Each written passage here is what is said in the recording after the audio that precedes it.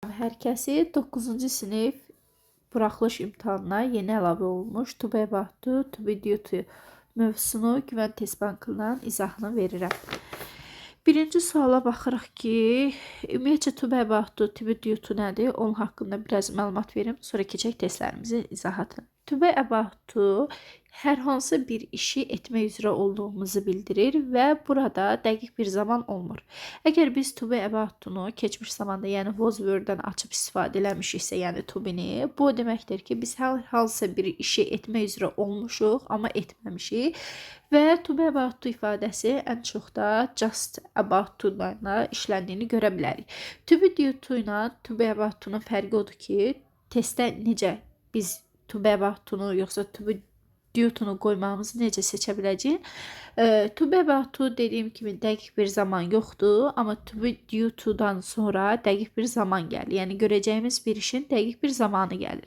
Keçək testlərin izahatına. Birinci sualda baxırıq ki, burada Friday sözü var, yəni 5-ci gün. Deməli, dəqiq bir zaman olduğu üçün mən due to axtaracağam. Ya adı, ya da C. İki variantdan biri. Və neynirəm?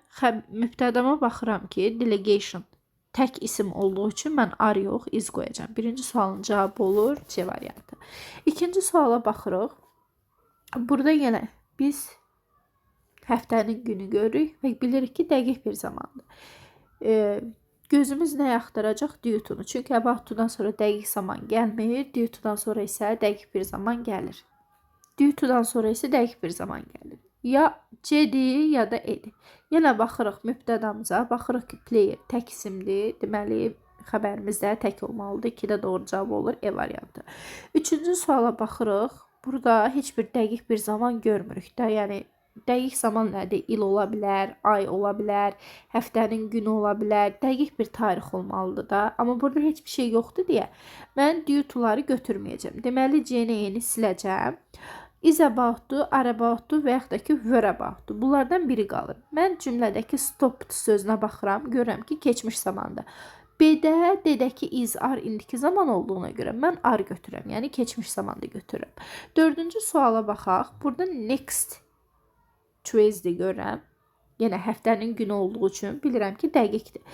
Yəni, due to-ları gözüm axtaracaq. Due to harda var? A-da, bir də D-də. Bütün digər variantları çıxıram.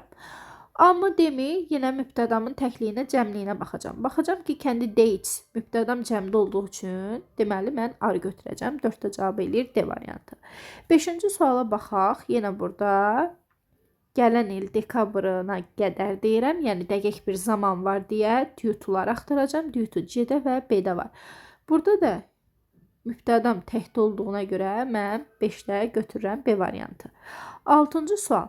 6-cı sualda baxıram ki, in a few weeks bir neçə həftəyə deyirəm. Hardasa bu da dəqiq bir tarix var da, burada qeyd olunub. Hadisənin nə qədər müddətə baş verdiyini qeyd olunub deyə. Yenə due to-ları götürəcəm. C ya da D. Mübtədama baxıram, she təkdədir deyə mən izlə götürəcəm. Doğru cavab eləyir D variantı. 7-ci suala baxıram. Baxıram ki, heç bir dəqiq bir zaman varmı, yoxsa yoxdur. Baxaq, first human trial, experiment vacation. Baxın, burada var coming months, növbəti aylarda. Deməli, dəqiq bir zaman qoymuşam. Dəqiq bir zaman qoyduğum üçün də yenə due to-ları axtaracam. C-də var, B-də var.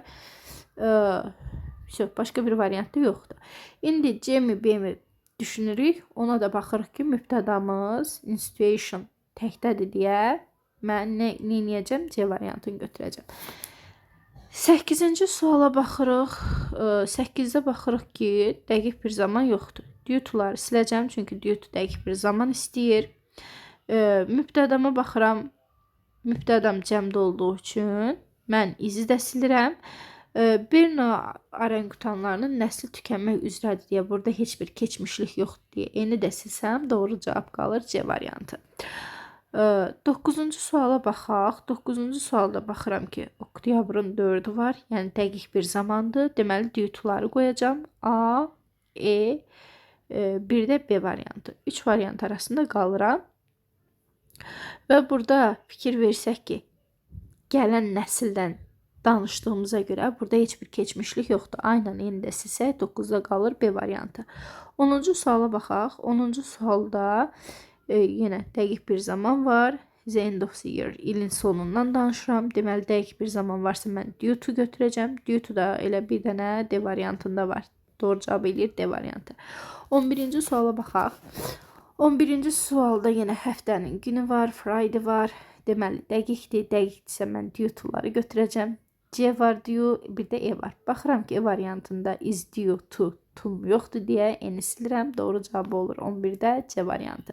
12-ci suala baxıram. İyulun 16-sı ayın tarix var. Deməli dəqiq zamandır. Dəqiq zaman due to ilə işlənir. Deməli A, B, D. D-ni silirəm. Due-da to işlənməz. Qalıram A-mı, B-mi? İndi ən azı protest, növbəti protestin iyulun 16-sı baş verəcəyini, digər bir protestin iyulun 16-sı baş verdiyini bildirirəm deyə, deməli burada gələcəklik var. Və mən B variantı götürürəm. 13-cü suala baxaq. 13-cü suala baxırıq, görürük ki, dəqiq bir zamanımız yoxdur. Deməli, about to-ları götürərəm. Due to-nu silirəm. E variantında about to-su yoxdur. N-i silirəm. Qalıram A-mı, B-mi?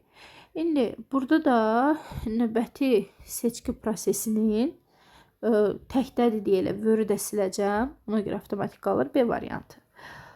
14-cü sualda next month, gələn ay var. Dəqiq zamanda due to-nu götürərəm. A, E, bir də B arasında qalıram. B-ni silirəm, B-də to yoxdur deyə. Is due to, are due to. Baxıram mübtədama. Mübtədama baxanda görürəm ki, works cəmdə olduğu üçün E variantını götürəcəm 14-cü sualda. 15-ci